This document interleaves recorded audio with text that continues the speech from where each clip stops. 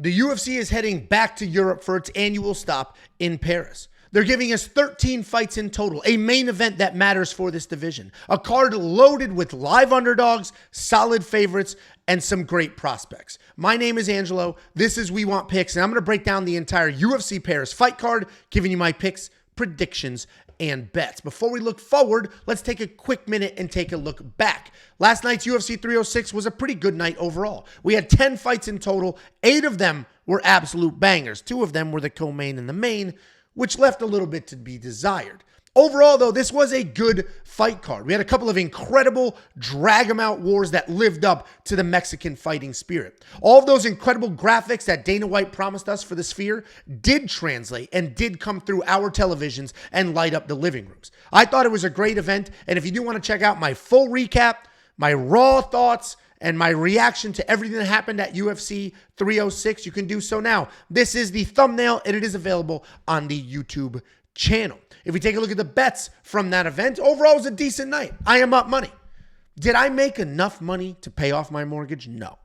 Did I end the night with more money than I started? Yes. Is the goal of betting on sports to leave with more money than you came in? Of course it is. And by that standard, making more money than you had, it was a good night. I did miss the Rosas, Yarui, and Dumont over 1.5 parlay. That drove me freaking crazy. But overall, a good event in general. If you watched this video last week, then we did well together. We went 7-3 in picks. I was 7-1 going into the co-main and the main. I did get those 2 fights wrong, but 13% return on investment on all the bets. 7-3 in the picks. I would call UFC 306 a decent, at least as far as success is concerned, event. If you compare it to what happened in the Twitter world, it was a wildly successful event because everything I saw on the internet is an absolute bloodbath. So we made some money, and we're going to continue that success going into UFC Paris. If you do want to unlock all the UFC Paris picks, bets, and more, you can do so now. It's freaking $10 an entire month. Just go to WeWantPicks.com, click Become a Member, and you will instantly unlock the bets. I've already got 3 on the board for this event, as well as the tools and more for not only UFC Paris, but UFC 307 and the fight night after that. If you do check everything out, you're going to see that we have more than just some copy-paste bets. Obviously, the copy-paste bets did okay. We were up 0.5 unit last night, 13% ROI.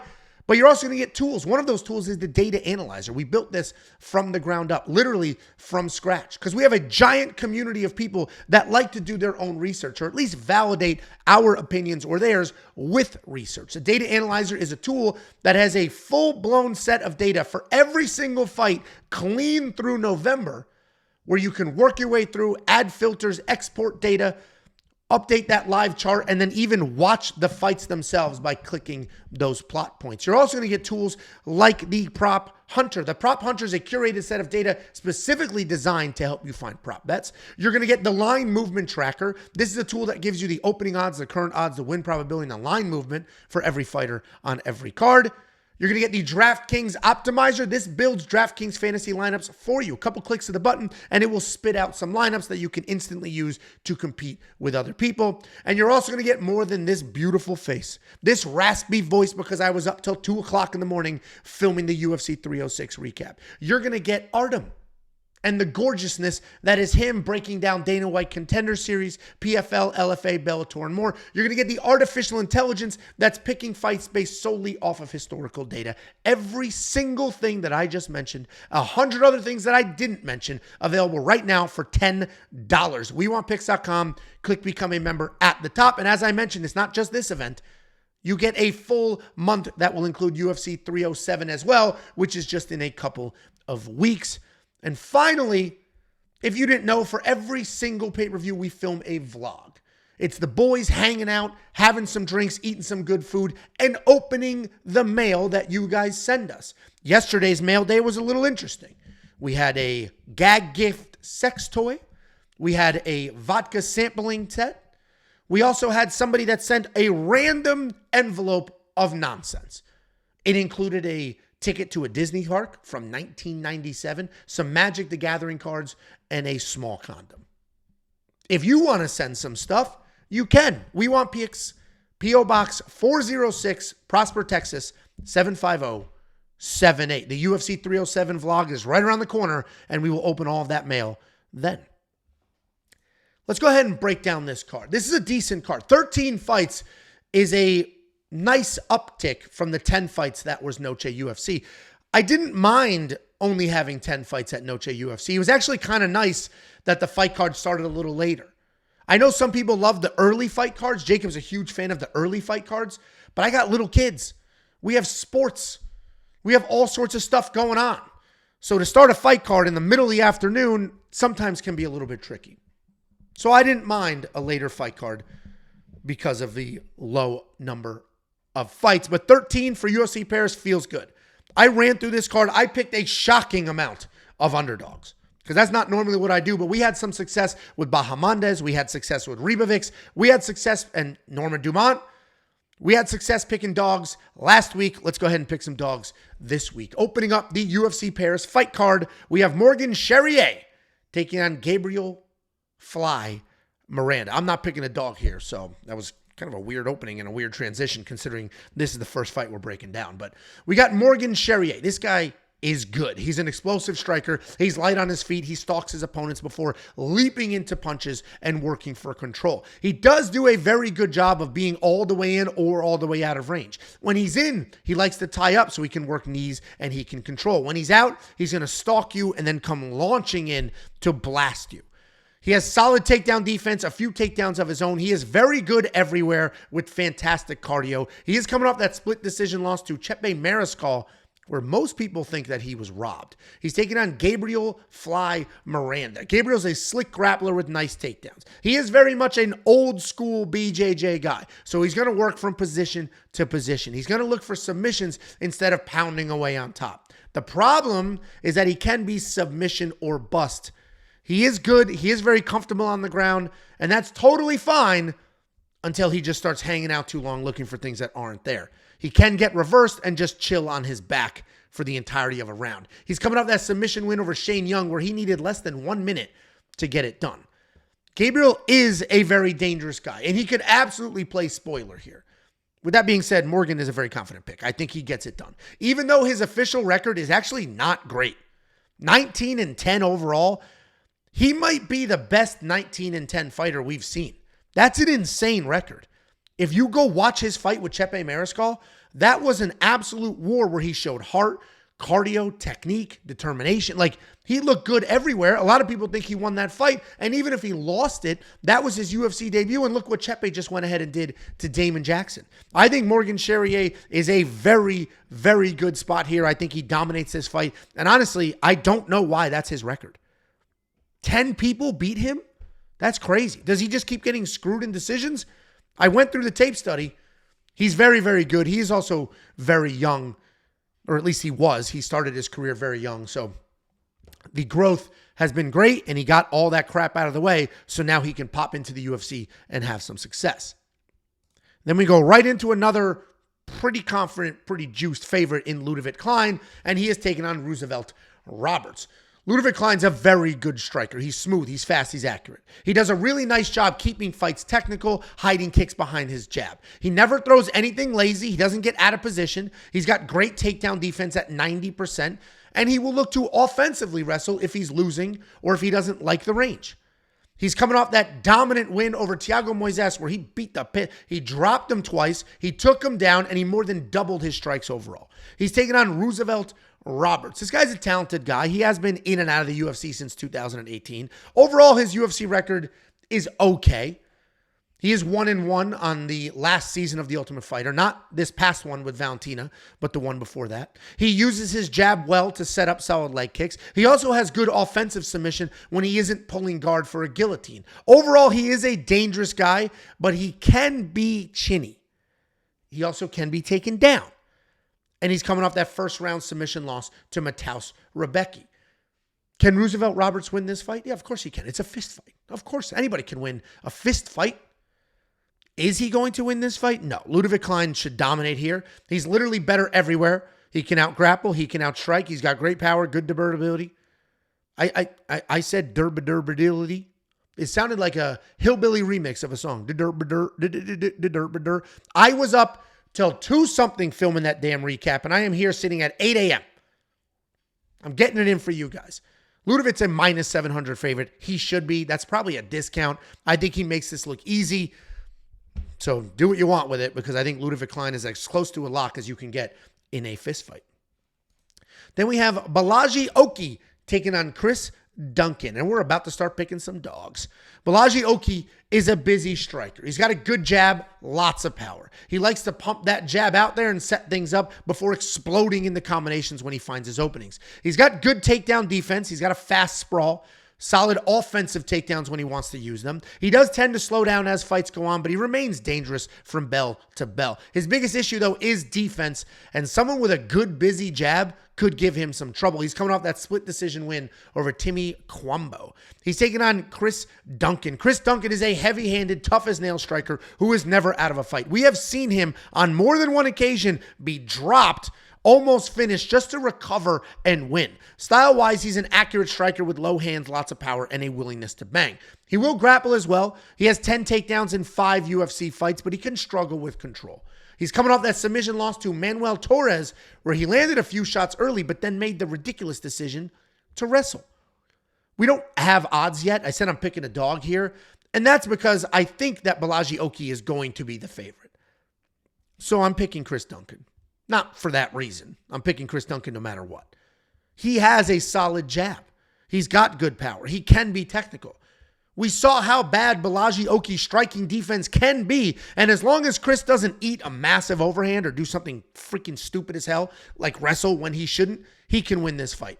Chris is going to be the pick, but I'm not going to spend any money on him unless he's a big dog. If we're looking at the same type of numbers we got against Esteban Ribovics, then yeah, I'll bet on him. But for now, we'll wait for the odds. Chris Duncan is going to be the pick. I could be wrong. I could be absolutely dead wrong, but I am expecting him to be the dog. Then we have Omar Sy taking on Woon Jung. This is another good fight. This card is loaded with good fights. Prospects they're trying to build. Interesting matchups. Wide odds. This is a very good fight.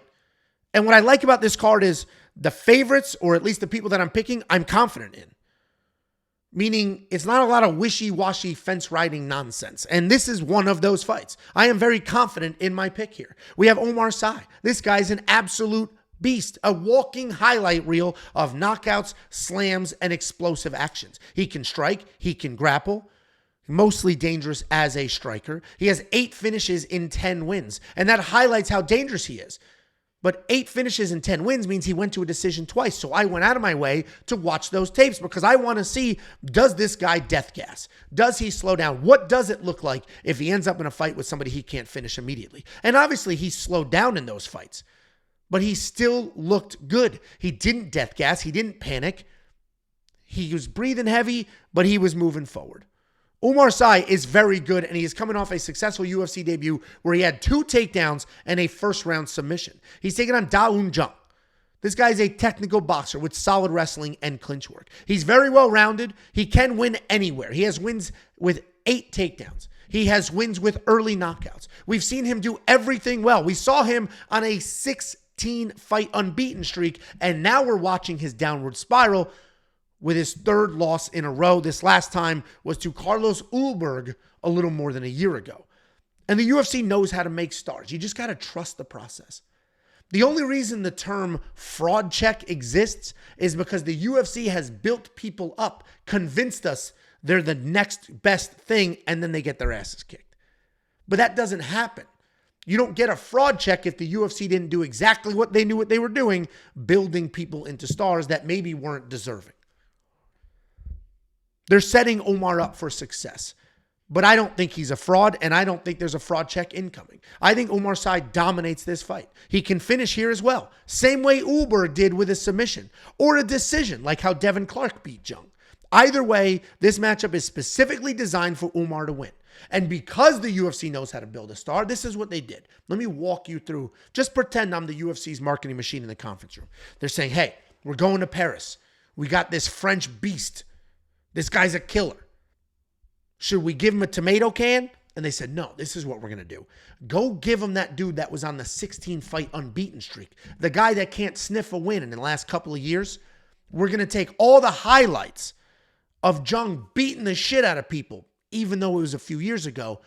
And we're going to put it on the highlights of Oumar beating the shit out of people. And we're going to convince people that this is a close matchup so that when Oumar wins, they're going to be like, oh my God, he just beat that savage. But Jung is several years removed from being a savage. Oumar Sy wins this fight. I am very confident in that. Right now, his odds are minus 400. It is not going to be there for long. He's going to skyrocket to minus 6, 7, 8. And hopefully this doesn't get clipped when I look stupid as hell and Oumar's just unconscious on the ground. But I do think this is going to be a dominant performance. Then we have Daniel Barez with the biggest top of a head I've ever seen. Look at the top of this guy's head. He looks like Megamind. And the haircut doesn't help. He said, you know what? The top of my head is about 3 times the size of the bottom. So can you do a fade and really push it out to just really accentuate my assets? And he's taking on Victor Altamirano. I'm sorry, Daniel. Making fun of people for things they can't help is not classy at all. Like, you guys want to call me fat, I can help that. And also, I'm not fat. How dare you? I'm sitting here putting together the content, and I got to get a fat crack? Absolute joke, dude. Daniel Barez, he's a fireball. He'll set a nice pace from bell to bell. He has got fast, powerful boxing, slick BJJ, and takedowns when he needs them. He trusts his BJJ, and he has no problem chasing submissions to find the finish. He can lose positions, though, because of that. He gets a little too excited, falls over the top, and ends up on bottom. But almost everything he chases is close, and it does score well with the judges. His takedown defense isn't the best, but he does work on bottom and creates openings. He's coming back after a full year away and a submission loss to Joffel Filio. He's taking on Victor Altamirano. This guy is fast, he's powerful on his feet, but also patient and calculated. He has an impressive 5-4 striking differential, which speaks to his pressure. His takedown defense has improved to 63%, but if he is taken down, he's very busy and doesn't accept bottom. He's coming off a split decision loss to Felipe Dos Santos where he had nine take, and I didn't say 9 like a German. I'm just saying 9, the number, and I said it twice to accentuate how crazy it was. 9 takedowns, and he landed more strikes. Still somehow lost that decision. I love Victor here. I have no idea why I am so underdog heavy on this card. Victor's an underdog here, and I'm picking Victor. The odds seem wrong. Victor has 3 losses in the UFC, so he's not like dominating in the UFC, but he's an absolute gamer. He was in every single one of those fights. In none of those losses was he blown through. He was in every single one of those fights. 2 of them were split decisions that could have gone the either way. Daniel coming back after a full year away isn't going to be great. Neither will his willingness to chase submissions. Victor is slick on his end as well and has the better wrestling. Victor Altamirano is the pick. And when prop bets drop, I will likely grab myself a wins inside the distance decision no action bet. Jacob had a bunch of those on the Mexicans at Noche UFC. And I say Mexicans because what are they known for? Being wildly tough and very dangerous. And that is perfect for an inside the distance decision no action bet. Edgar Charriere was exactly what that bet embodies. A guy that can win by finish, but is so freaking tough, he's not going to get finished. And if you're new here and you don't know what that means, wins inside the distance decision no action means if Victor Altamirano finishes Daniel Barez, submits him, knocks him out, you get paid.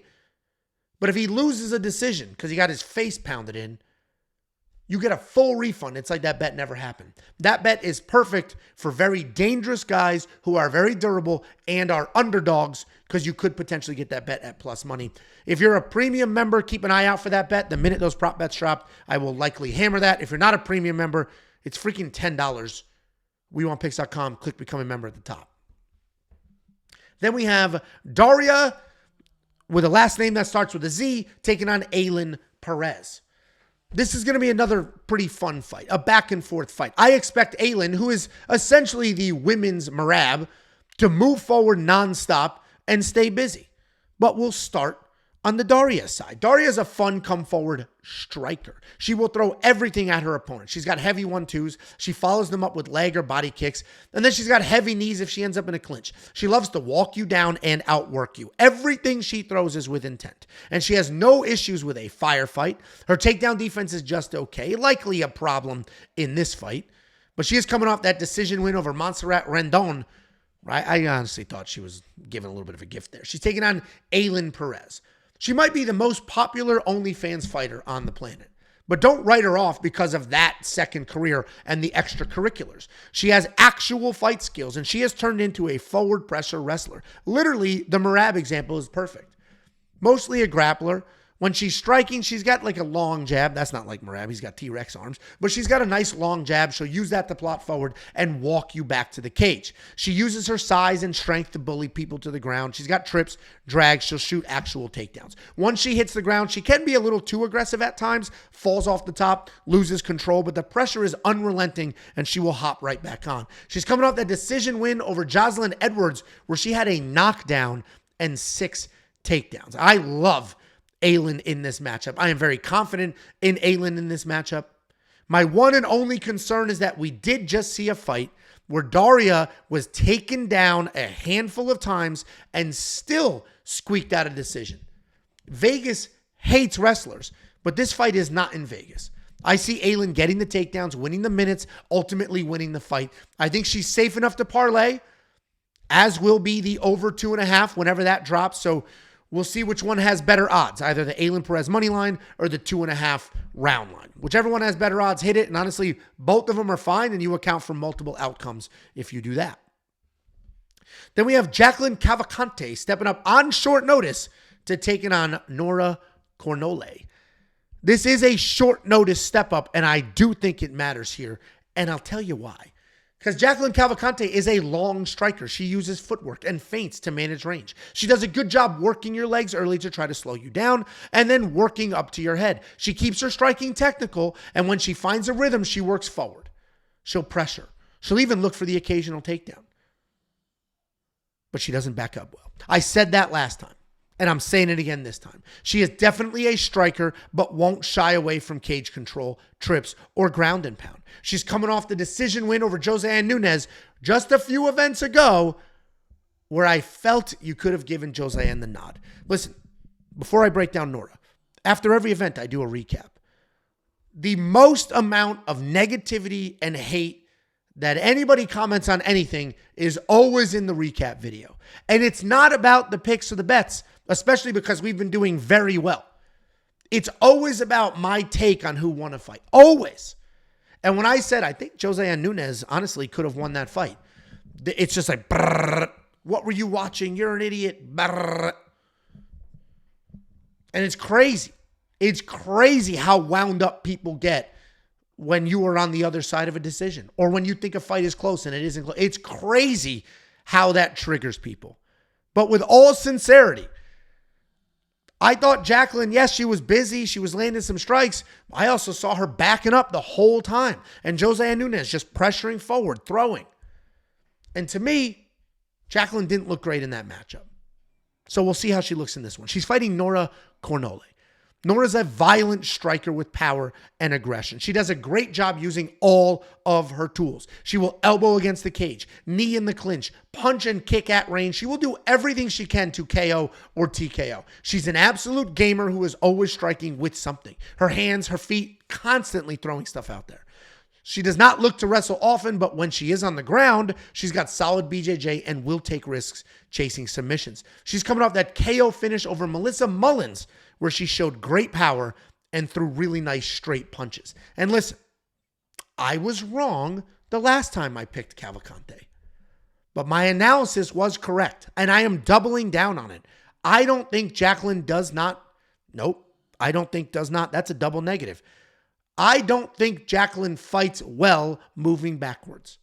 Certainly not as well moving backwards as she does forward. Nora isn't great by any stretch of the imagination, but she does have power and she is constantly throwing something and moving forward. Jacqueline will 100% back up. Nora's power might be a problem, let alone the short notice here. I once again, let's do the Bernie Sanders. I am once again reaching out for your support in picking against Jacqueline Cavalcanti. Jacqueline's the favorite here. I'm going with another dog in Nora. Like crazy close. I mean, crazy close. Like not all picks are equal. I don't know how to express that enough. Not all picks are equal. Me saying I think Nora wins and me saying I think Oumar Sy wins, they are not equal. Like, and it's funny that everybody measures it equally. Like, oh, I said it. I went 7-3 on picks. They're not all equal. So I'm picking Nora, not the most amount of confidence, but I do have in my notes right in front of me here, plus 3.5 question mark. And what that means is you can bet the spread. You can bet on points on the judges' scorecard. You can buy points. And the way that math works out is all Nora would need to do as an underdog, all she would need to do is win one round on all 3 judges' scorecards. And if that happens, that bet will hit. If she wins outright, the bet hits. If she wins at 29-28, the bet hits. If she loses at 29-28, the bet hits. If she loses a decision, but it's a split decision, the bet hits. The only way that bet doesn't hit is if Nora gets finished or loses at 30-27. And I don't see that happening. So we don't have odds for this plus 3.5 bet yet. But when we do, I will likely be exploring that. I do expect that to be favorite money, though. That's probably going to be minus 150, minus 120, something like that. But I still think that's a safe bet. Before we move on to the main card, let me move $50 into your wallet. Go to WeWantPicks.com/bets. Sign up with any one of our sportsbook affiliates, and we'll send you $50 as a thank you. It's affiliate marketing. You're going to use the link. You're going to make a new account. You're going to give a deposit. They're then going to pay me money. I'm going to slice off some of that money, and I'm going to give it right back to you. The number one question I get is, how much money do I have to deposit? Well, you have to deposit at least 50. It's not an infinite money glitch, but what it is a thank you for supporting us and our partners. WeWantPicks.com/bets. If you're not a premium member, well, you can use that $50 to become a premium member. One of the tools that we are most proud of is the data analyzer. And we're proud of it because this was built from scratch. This was literally coded from zero. We included interactive data. We included charts, stackable filters. So you can go ahead, select your fighter. Say, I want to see wins. I want to see how many takedowns they got in those wins. I want to see how many takedowns they got in those decision wins. And you have all of that data, all of that information that live updates a chart. On that chart, you will see the plot points. Those are the individual fights that fighter has had. And you can click on one of those plot points and the video will pop up on the screen so you can watch that actual fight. It is a spectacular tool that the community loves. Here's some feedback. This little square on the left, this screenshot on the left is from last night. You can see it's a comment on the UFC 306 recap video. And I'm not going to read the whole thing, but it says, I became a member before this card. I'm up 4 units or so on this one. I spent a lot of time on the data analyzer. It's an amazing tool. Made 6 2-piece parlays with O'Day and Rodriguez, Ortega and Lopez, Hebovics and Zellhuber, all to go over 1.5, and each fighter to land more than 50 significant strikes or 25 significant strikes. And that's what these tools do. They give you different insight, different information at your fingertips to do some of your own research. If you don't want to do your own research, that's fine. The bets have been crushing, the picks have been crushing, and overall, premium membership is by far the greatest value in this space. WeWantPicks.com. Click Become a Member at the top. Here is that address again if you want to send something for mail day. We Want Picks, P.O. Box 406 in Prosper, Texas, 75078. And let's go ahead and break down this main card. Every time I break down a William Gomis card, I cannot help but look at this picture and wonder, he looks like doesn't he just look like he's fucking with us? Doesn't it look like he just like said something sneaky or he's waiting to say something sneaky? Like he just looks like he's up to something. Like it's the smirk, it's the eyes, it's something. It brings me joy to look at this picture, but it's very distracting. My notes are right smack in front of me, and then the corner of my eye is just like this dude laser focused on me. But William Gomis is, other than the interesting, very hard angle head turn, is a very good fighter. He's 13-2. He's on an 11-fight win streak. He's a well-rounded guy. He can knock you out. He can submit you. He can just outwork you.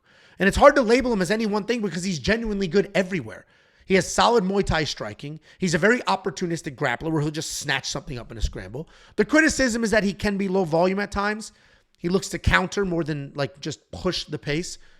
He has almost 45 minutes of cage time in the UFC, and he still somehow lands fewer than 3 significant strikes per minute. He is coming off that finish win, however, over Yanis Gamori. And he is taking on who may be the most dangerous guy in the division in Joanderson Brito. Joanderson is a fast, athletic grappler with solid top pressure and a wide array of submissions. His striking is not very technical, but he will come forward and just bomb away. Big, wide punches with heavy kicks and almost no regard for what comes back his way. But even though he is comfortable striking, he will look to get it to the ground and work from there. He averages more than 3 takedowns per fight, but can be taken down if you pressure him.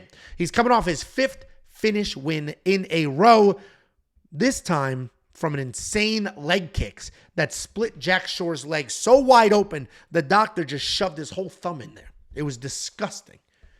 Gomis is good. He can be dangerous. But I said it. Brito is literally the most dangerous guy at this weight class. Potentially any weight class. He can submit you. He can knock you out. He can kick you so hard that your leg splits open.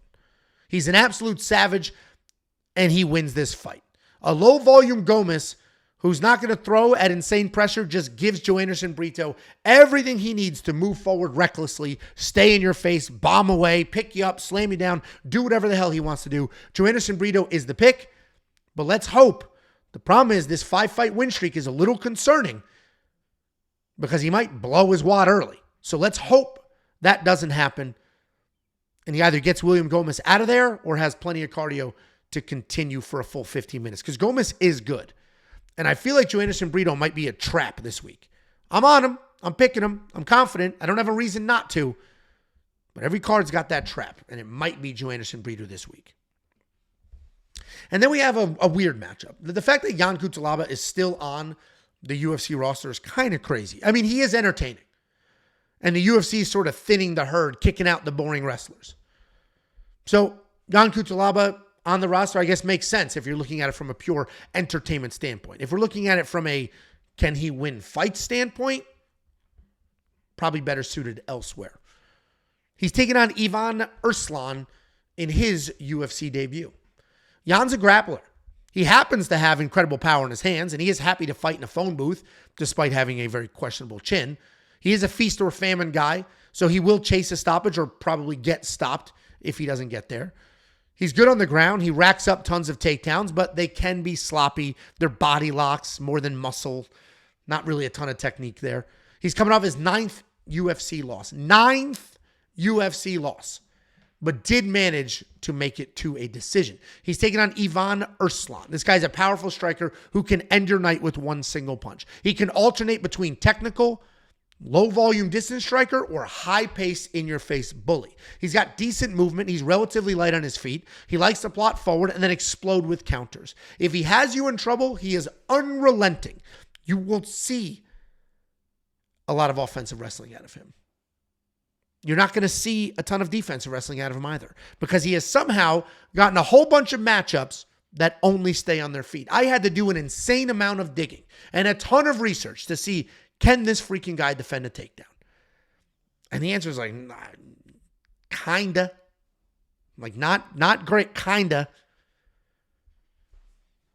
And that's what's tricky here because when I first saw the tape and I first saw these odds, I was surprised to see that Jan was the favorite. Then, about 5 fight deep in the tape study, I finally saw a grappling exchange, and Ivan didn't look that good. He turned his back, he panicked a little bit, and he ultimately was taken down. Jan does have a chin, probably gets smoked early, but he does have good takedowns, and he may only need one takedown here. This fight will 100% end by finish, either Cutelaba on the ground or Ivan on the feet. I want to pick Ivan. I want to bet on Ivan. So I'm going to pick him, but I'm probably not going to bet him. I mean, Cutelaba has no chin, and Ivan hits like a freight train. Those are the only two things that should matter here. But he can't defend a takedown. And those razor-sharp nipples of Cutelaba might rip you to the ground and work from there. He is very, very dangerous. I'm going to avoid this fight with the bets. Maybe somehow under 1.5 isn't crazy. And if that's the case, then yeah, let's go that direction. But I'm not going to bet a straight fighter here. Then we have Kevin Josette taking on Bryan Battle. This is one of the more exciting fights on this card. I'm looking forward to this fight very much. Bryan Battle has never been in a boring fight before, and this will be the biggest test of his career so far. This is a very, very good matchup with two guys that have been having success. With two alternating styles as well. Kevin Josette is a stocky striker. He plots forward. He's got low hands, low volume. When he finally does close the distance, he likes to work you to the cage, get some control, and try to work you to the ground. He's insanely patient in everything he does. He uses his size to slow you down, and then he uses his strength to keep you there. His takedowns are slow, his striking is slow, but he is very, very big, very strong, and he knows how to use that size to his advantage. He's coming off that decision win over Song Kanan, where he did land an insane 134 significant strikes. He's taken on Bryan Battle. Bryan Battle is an absolute dogfight kind of fighter. He is constantly pressuring, constantly working towards something. He has shown us that he's got solid ground game and is never out of a fight. He averages around 1 takedown per fight, but he does have a miserable 28% takedown accuracy. He is improving at an incredible pace. Every single fight he is in, he physically looks different and his skills are more polished. He's coming off that no contest with Angelo, where he was dominating. But there was a little bit of an eye poke, and that's all Ange needed to be like, I can't continue. And actually, one of the funniest moments I've seen in the fight was Bryan Battle dominates. Bryan Battle pokes him in the eye. Accidental. Angelo says, I can't continue to fight. Then Bryan Battle yelled at him. He was pissed off that Angelo wouldn't continue. And Ange was like, cool, let's go, bro, let's go. And Bryan Battle was like, 2 seconds ago, you couldn't fight. You said you couldn't fight. Now you're trying to fight me after the fact? The execution of that comment he nailed it. Made Angelo look pretty freaking stupid, actually. I've been very successful betting on Bryan Battle. Very, very successful, including betting against him. I don't see that stopping anytime soon. The only time I bet against him was the Renat fight. And obviously I got that bet correct. But that fight is also why I have been so confident in Bryan Battle since then. He may not be the most skilled guy in his fights, but he's an absolute workhorse. He never stops moving forward. He never stops working. He never stops forcing action. He is improving at an insane pace, and if you combine that with his cardio, he's going to beat a lot of people. I see Bryan's pressure giving Kevin issues, especially late. Bryan Battle is the pick, but this is definitely a tough matchup. Certainly the toughest matchup he'll have so far in the UFC. Then we have an interesting fight between Firas Ziam and Matt Frevola. Another clash of styles. Firas Ziam, a rangy technical guy. Matt Frevola just comes barging in, bombing away. So let's find out who can execute their game plan. I've got an opinion here, and I'm going with another underdog. We got Firas Ziam, the long, rangy striker who also works well in the clinch. He likes to manage range with leg kicks. When he decides to close that distance, he'll work to a clinch. He'll have solid elbows in there. He can be a technical fighter. He does like to avoid risks. His picks, his shots well. He only engages when he sees an opportunity. He takes his time. He looks to point his way to a victory. He's coming off that sketchy win over Claudio Puelles, where he was taken down constantly. But he was given the decision because of his pressure. He's taking on Matt Frevola. Matt Frevola is a very tough wrestler. He never stops coming forward. He doesn't have the most technical striking, but he does have a ton of power, and it doesn't stop him from throwing giant looping shots, and in some cases, even sloppy back fist. He averages almost 3 takedowns per fight with a low 40% accuracy. He has 14 takedowns in 10 fights, but is very inconsistent with them and when he tries to use them. We've got plenty of fights where he never attempts to take down and plenty of fights where that's all he does. He's coming off that knockout loss to Benoit Saint-Denis where he did decide to wrestle early. And I mentioned I'm going the dog here, and that's Firas. I'm actually shocked to see that Frevola is the favorite. Sure, he's got the wrestling, he's got power in his hands, but he has some cardio issues, and Firas is a master at avoiding danger. Firas has that French savate style where he'll stay on the outside of range and he'll move. He'll keep the distance. Matt will be chasing power. Matt also lost his best training partner in Merab. Merab left for the Sean O'Malley fight camp. He wasn't with Matt Frevola every day grinding. And maybe I'm wrong, and let me know. Maybe Matt followed Merab. But losing that training partner for a fight like this where you probably are going to need your wrestling can be a problem. This is either Matt Frevola in the first round or not at all. Firas is the pick, and I'm fully expecting to be bored in this matchup. And I do have a little bet on Firas Ziam as that underdog. Then we have what I think is the co-main event of the evening. We have some conflicting reports and some conflicting fight orders. I think this is the co-main. That's certainly how Tapology has it listed, and it would make sense if it is. Because we have two very highly ranked fighters who are 1 or 2 wins away from a title shot. Certainly Brendan Allen, if he wins this fight, gets a title shot. We got Nasruddin Imavov taking on Brendan Allen. Nasruddin Imavov is a busy striker who's constantly working towards his opponents. He can strike and counter-strike both while moving forward. He's got a nice jab, solid elbows, and he looks very comfortable mixing it all up. He has takedowns and solid control when he wants to use them. He averages about 1 takedown per fight, but doesn't rely on them very often. He's coming off that TKO win over Jared Cannonier, where he controlled the striking pace and took over late. He's taking on Brendan Allen. Brendan Allen is on a 6-fight win streak. Probably getting a title shot with a win here. He is a BJJ black belt with solid low kicks, solid takedowns, and solid striking overall. He has had an evolution that we've talked about before. He started his UFC career as just a straight grappler. Then he overcorrected and became a straight striker. Didn't use his wrestling at all. And now he finally found that balance and seems to be mixing it all together well. He seems to have more confidence than ever, and it shows. He's coming off that controversial win over Chris Curtis, where he had some takedowns early, then completely stopped wrestling, lost a few rounds, and then grappled heavy again. Ultimately, I think the only reason Brendan Allen won that fight is a very, very late rally in the 5th round. This is a great fight. It matters very much for the division. And when we're looking at fight nights and we're breaking down fights, the fights that matter are really cool. Certainly you want exciting bangers, right? That Gang Cutelaba fight we broke down a few fights ago, that's going to be fun. But it doesn't matter. Who gives a shit who wins that fight? Who wins this fight does matter. And that may affect their performances. I don't think so, though. These are both veterans. They both have a ton of composure. I do think that Nasruddin is going to win. I don't think he should be a 2-1 favorite, though. Brendan continues to improve. He continues to defy the odds.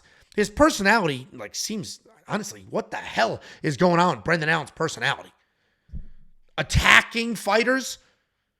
He attacked Marvin Vettori in a hotel lobby.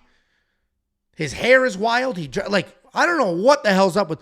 I thought he was like a nice Louisiana boy.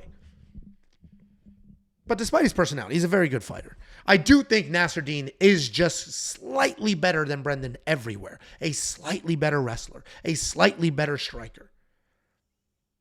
Better at control on the ground. Maybe he's not the better grappler. Brendan is a BJJ black belt.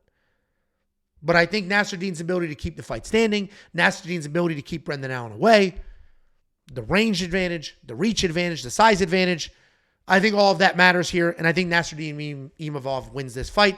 I do wish this was a main event. This could be a fight night main event because we're only going to get 3 rounds, I believe, instead of 5, and I think that matters as well. Nasruddin Imavov is the pick, and over 2.5 is probably going to be the bet here because I think the odds are too far gone. If you're on Brendan Allen's side, then you got value there because he's a good-sized dog, so go ahead and load up on that money line, but I'm not on his side. So maybe we get some value in the over 2.5. And then we have the main event of the evening. This is a good main event, objectively. The UFC Paris fight card is objectively a good fight card, and this is a very good main event. And yeah, we got Sling Blade on the Benoit Denis side, and Renato Moicano. And neither one of these guys is going to get a title shot with a win here. But this is a very important fight because we're going to find out what the trajectory is of both of their careers. Is Benoit Saint-Denis a joke that had some success? Is Renato Moicano just lucky as shit in his last fight? Well, let's find out. We got Renato Moicano, high-level BJJ black belt. He's also a technical striker. He doesn't really have any power, so he's not going to stop you standing. But he does have good volume, and he sets a nice pace. His chin is shaky, but he's very tough and very skilled. He averages almost 2 takedowns per fight with a 45% accuracy, but he does not have the cleanest takedowns. He usually ends up clinching and dragging to the ground. He is coming off that come-from-behind win at UFC 300, where Jalen Turner had Renato Moicano 99% knocked out. 99% knocked out. Jalen Turner turns around, walks off, wants his moment. Renato Moicano rises from the dead like the Undertaker. Jalen didn't know what it was almost like he had the adrenaline dump. He thought he won the fight, so all of the aggression and the adrenaline, everything he needs to be successful in a fight, left his body. And then Renato Moicano came back and won that fight by finish. He's taking on Benoit Saint-Denis. He is a strong wrestler. Well-timed shots. Tons of pressure on top. He's got a good old-fashioned lower your level, attack the leg style wrestling. And that is very effective for him. He has 7 fights in the UFC with 18 takedowns. And that is incredible considering he has only seen the 3rd round in a fight 1 time. When he gets it to the ground, he's got very good pressure and he works for submissions well. He's got a ton of power on his feet and he brings that to the ground as well. He is all gas, no brakes, but he did just get broken by Dustin Poirier in the 2nd round after dominating the 1st. And what's ironic here is Renato Moicano's last fight and Benoit Saint-Denis' last fight are almost identical. They were just on opposite sides of the coin. Renato got his ass kicked, but survived and won by finish. Benoit Saint-Denis did the ass kicking, didn't survive, and got finished. And I think we get more of the same here, but without the come from behind finish. I think Benoit Saint-Denis beats the piss out of Renato Moicano. And I think he actually finishes him here. Renato has a suspect chin, and Benoit will absolutely test it. With that being said, I'm a scaredy cat. After seeing both of their last fights, I can't bet on Benoit here. How could I? I just watched Moicano get the shit kicked out of him and then win. I just watched Ben Seni. I just watched, let's say, BSD. Guys, I'm hanging on by a thread here. I just watched BSD lose a fight that he was dominating. I can't spend my money on him, but I am going to pick him. This dude is just next level pressure early. And if he could break Moicano, he's going to have an absolute great night. Guys, that is the breakdown. If you've watched this far into the video and you didn't realize it, UFC Paris is not next week. It's in 2 weeks. There is a week off here. So make sure you keep an eye on those odds and you keep an eye on those matchups because things will certainly shift in the next 2 weeks. If you're not a premium member, become one. It's only $10 for an entire month. Not only is it just a phenomenal way to support me, Jacob, and the rest of the We Want Picks crew, but you're going to get the greatest value in this space. I had a net profit at UFC 306. Jacob hit, the 3rd or 4th underdog lock of the week in a row. 2 cards in a row. Massive underdogs. But you're not just going to get some picks and bets. You're also going to get tools. One of those tools is the data analyzer. You're going to get the prop hunter, a curated set of data specifically designed to help you find prop bets. You're going to get the line movement tracker. This is going to give you the opening odds, the current odds, the win probability, and the line movement for every fighter on every card. You're going to get the DraftKings optimizer that builds DraftKings fantasy lineups for you with a couple clicks of the button. You're going to get more than me and baby Jake. You're going to get Artem giving you his Dana White Contender Series picks and bets. You're going to get the artificial intelligence picking fights based solely off of historical data. Every single thing that I just mentioned is only $10 for an entire month. WeWantPicks.com. Click Become a Member at the top. And finally, if you're hurting, we'll send you $50. Go to WeWantPicks.com/bets. Use the links to sign up, make a deposit, and we send you $50 as a thank you. We're closing in on 30,000 subscribers. I appreciate every last one of you. It is insane what we've done. It is insane what you've allowed us to do. The support that we get from you is very, very appreciated, and it is not lost on us. So thank you guys for everything. We appreciate the views, the likes, the comments, the interactions. Thank you all very much. Let's enjoy this week off, but we can't take a step back. We're going to continue to place bets. Make sure your alerts are turned on for premium membership.